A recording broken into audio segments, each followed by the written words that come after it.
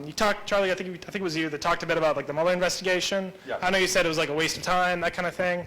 I don't know, what makes you think it was a waste of time? Because it was about 30 indictments, a couple convictions. What specifically about it was a waste of time to you? Okay, You know, criminals were exposed. No heckling, no By a court determined that criminals were So exposed. do you know what was the basis of the original Russia intelligence investigation in the FBI? Right, so from what I understand, my understanding was that the investigation was opened up to basically understand all the different ways that the Russian Federation has colluded What was with the U.S. piece of elections. intelligence that began the surveillance or the spying, whatever you want to call it, of the Trump campaign?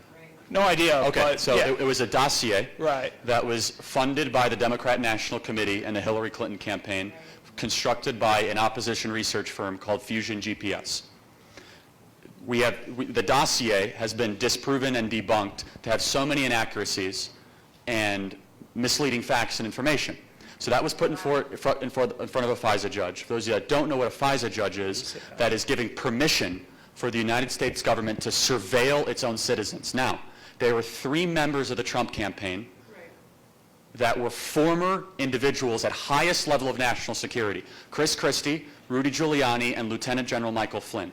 If the FBI was actually worried about Russia interference, they could have approached Chris Christie, who was a U.S. attorney, Mayor Giuliani, who was a former U.S. attorney, or Lieutenant General Michael Flynn, who held the highest level of security clearance at the highest level of the military, saying, hey, we're worried about Russia interference in your election, we're worried about this Manafort guy. They never did that. Instead, they illegally surveilled and spied on the Trump campaign. So fast forward to April or May, where the actual Mueller investigation began.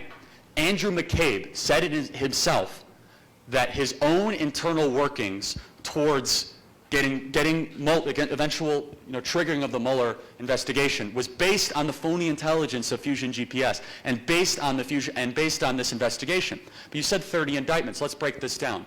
Who is indicted? Paul Manafort is going to prison, not for Russia interference, my friend. For tax fraud, yeah. Right, tax fraud, wire fraud, and unregistered foreign lobbying for Ukraine, not even for Russia. That's kind of Ukraine and Russia there. There's a little bit of a... War? Well, there's a war. The war, yes, but like, keep in mind, yeah. I mean, saying that it's not, as a fair point, I think it's not to say that there isn't a connection. I can see where you're coming from there. Yeah. I understand. There's a lot of cross-nationality there. It's really tough to... Sure. Yeah. So the second major indictment was George Papadopoulos, who lied under oath to the FBI. No Russian interference, no Russian connection. Okay. Also, the third, which is the most famous, is Lieutenant General Michael Flynn, who, again, is indicted for a process crime and was indicted not for Russian collusion, but for not filling out his paperwork properly for the incoming president to become National Security Council advisor for unregistered foreign lobbying for the Turkish government.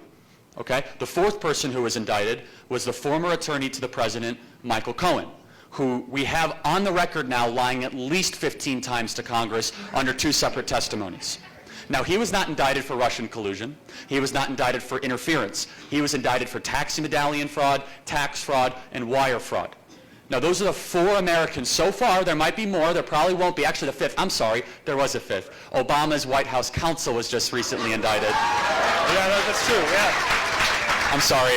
In the last week, for unregistered foreign lobbying, taking a $4 million wire transfer that was laundered through Cyprus, for, again, with Paul Manafort essentially being the lawyer on file. His criminal trial is still pending. He has pleaded innocent. Those are the 5 major Americans. Now, you said 30 indictments.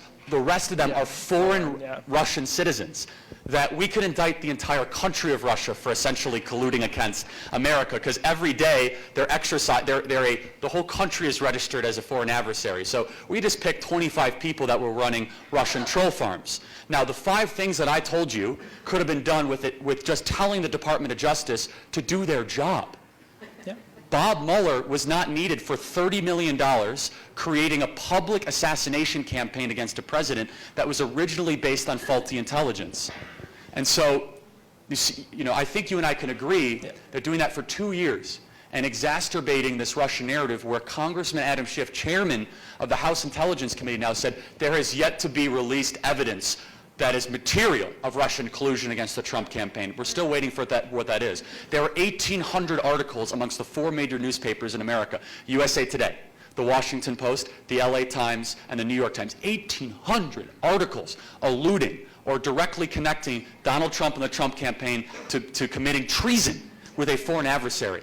You got to ask the question, was it really necessary to hijack our whole public narrative for 2 years using $30 million of U.S. taxpayer to go after 5 people, none of which committed Russian collusion at all, instead had their own personal crimes that they committed? I believe it was a public assassination campaign that we paid for that now Donald Trump has rose up against and has triumphed over.